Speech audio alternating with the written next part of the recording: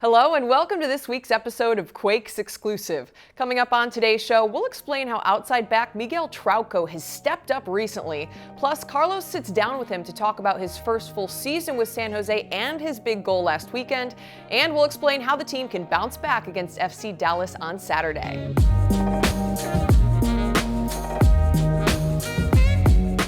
Welcome inside of Studio 74 at PayPal Park. Alongside the former Earthquakes midfielder Chris Dangerfield and World Cup reporter Carlos Yustis, I'm Kylen Mills.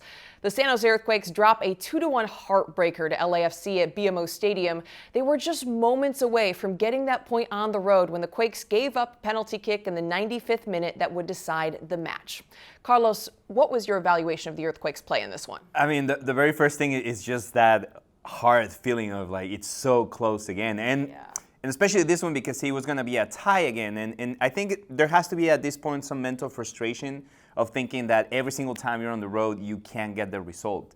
And I'm talking about getting the 3 points because there's been a lot of ties, very good play, like this one in particular, because they go down on the score, they come back, and all of a sudden you can't put it away because there's a rebound and puts you on that penalty at the end. But hopefully, I mean, the team has been very consistent, very consistent at home. They're playing well on the road, and it's just a matter of breaking that little mental obstacle so you can get it done. I would agree with you, Carlos. I think the team has played quite well on the road. And yes, they're obviously looking to get those 3 points, get that first win. But if you look at this opposition against LAFC, if the team would have got 4 points over 2 games against that team, I mean, they are the pinnacle of the league right now. They are the MLS champions. They've got a very, very deep squad, which they have built because of the competitions they're in. They had Biu coming off the bench, starting the game, usually on the bench. He cost $6.5 million. He got Bagush, he played, and he was bought for $1 million as well. So they rested the stars, as it were, in Vea and Boanga, but they still were able to get the job done. I thought it was a really good performance, one that Quakes deserved to get a point from. Tough to walk away without that point. Now let's take a look at exactly how this played out. LAFC changed out 6 of their starters from their last match against Kansas City.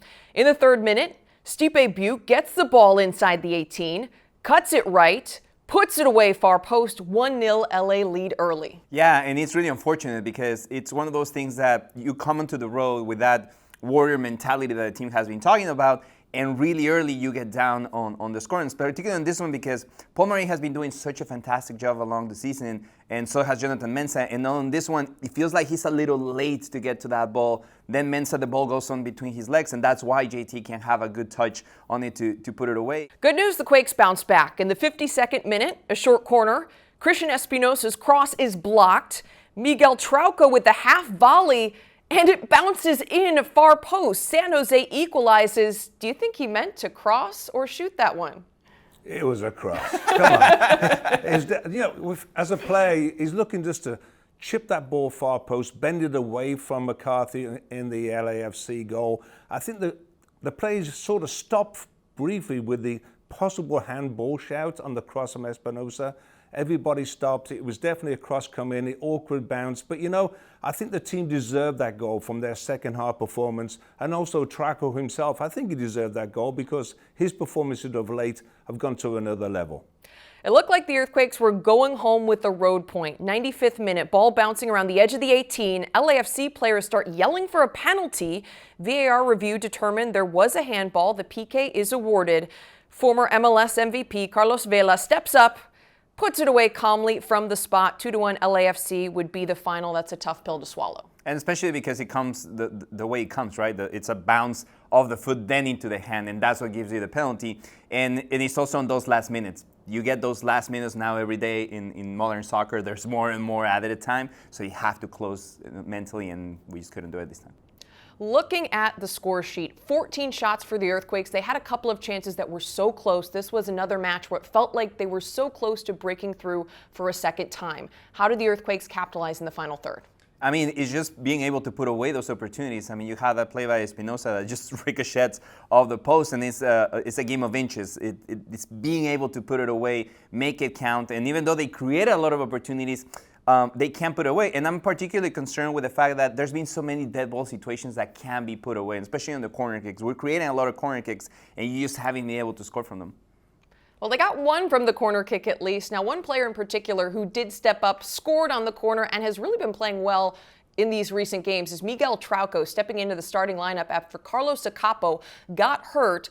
How has Miguel Trauco progressed this season, Danger? Well, progressed is the word, because I thought when he came to the club, he wasn't 100% match fit. And so since then, he's got the fitness side of the game, and now he's able to play his own game. He's able to get all up and down the field on the left-hand side. He's getting more involved in the offense, but he's doing his job defensively as well. I remember a tackle back the 78th minute where he slid and took the ball away from Denny Borango on the right-hand side. Fantastic play. But he's also getting involved in the offense. You can see his skills. His close left foot skills are very, very good. It's a Peruvian international, and now he's starting to show what a good addition he is on that left-hand side for the Quakes. Miguel Trauco certainly has been a fantastic addition. Carlos sat down with him to talk about his first full season with the Earthquakes and how the team is looking to bounce back against Dallas this weekend.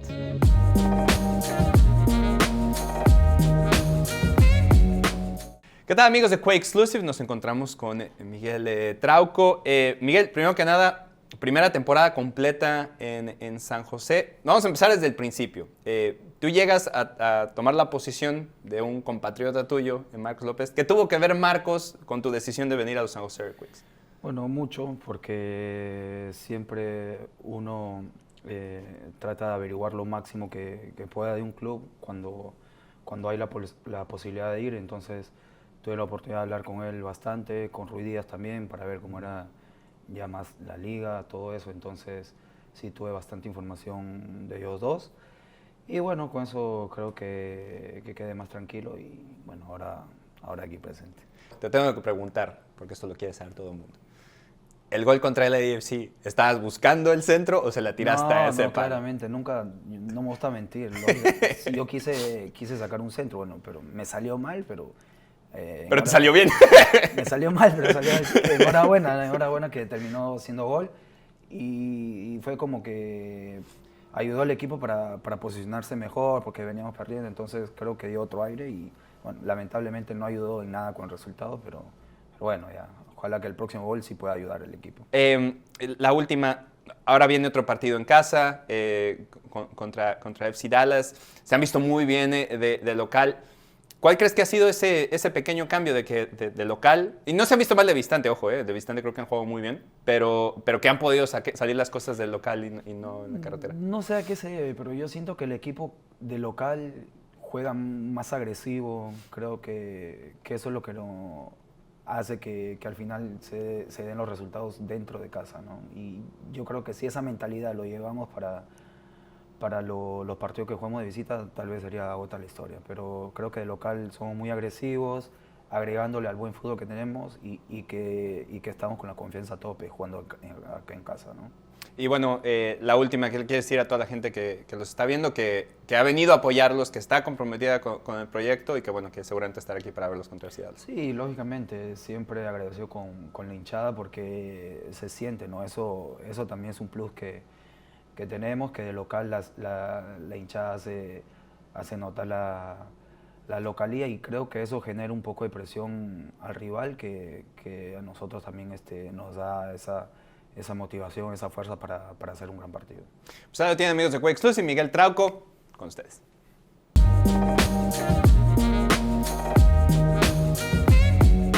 After a couple of tough weeks on the road, the Earthquakes will get to enjoy some home cooking as they host FC Dallas on Saturday right here at PayPal Park. Dallas is putting together another strong season, just one spot above the Quakes in the Western Conference standings. Dallas is a team that's super organized defensively. They don't give up a lot of goals in transition. What impresses you most, Danger, about this FC Dallas side?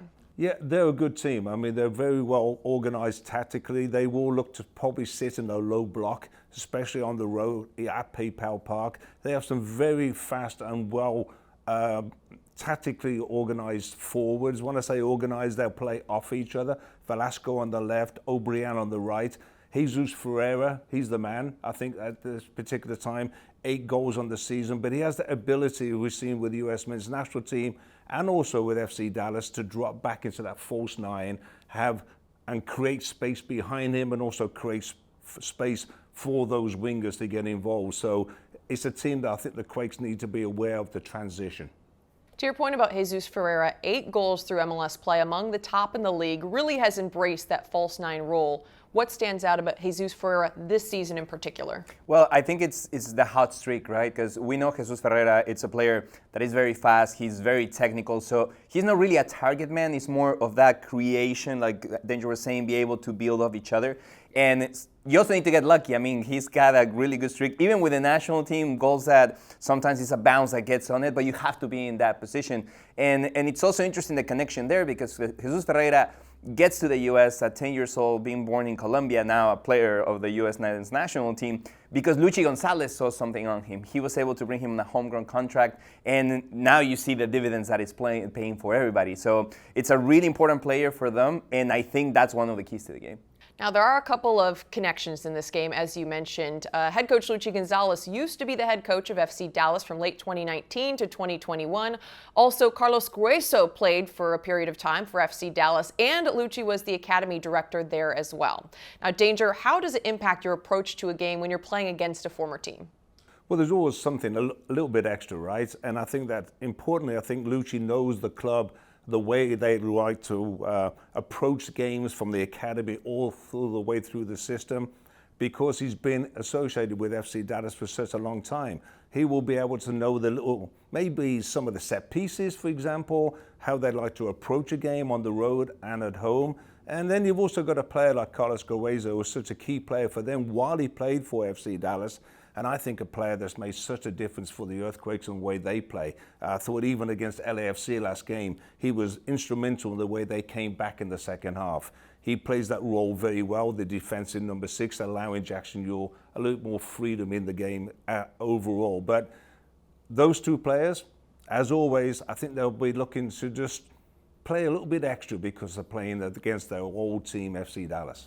San Jose and FC Dallas facing off on Saturday. What's one key to the game, Carlos? To me, it's being very attentive and constant focus on the beginning of the game and the end of the game. I feel like that's something that they have struggled on the road. They've been able to cash it in at home. So those first minutes to put the pedal to the metal and be able to get a goal or something out of it is going to be really key for the game. Danger, what do you got? Yeah, for me, it's being organized and watching out for the transition of FC Dallas. Players like Carlos Grueso have a big job in that, making sure they have the shape right and the numbers back defensively, because I think that Luchi Gonzalez will like to play and start the game aggressively, try and get that first goal. That may leave them open just a little bit on that transition, so maybe needs to be aware of that.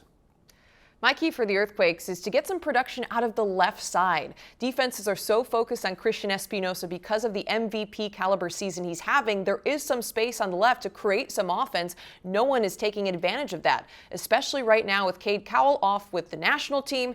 Who is going to step up on the left side? Is it going to be Benji Kikanovic? We saw Tommy Thompson get some time there on the left side in the Earthquakes last game. Someone needs to take advantage of that space, get creative, get on the end of a goal from the left side of the pitch. The Earthquakes take on FC Dallas coming up on Saturday, 7:30 p.m. Pacific time is kickoff right here at PayPal Park. As always, if you can't be here in person, be sure to watch that match on Apple TV's MLS Season Pass. On behalf of these two, I'm Kylen Mills. Thanks for joining us here on Quakes Exclusive. We'll see you next time.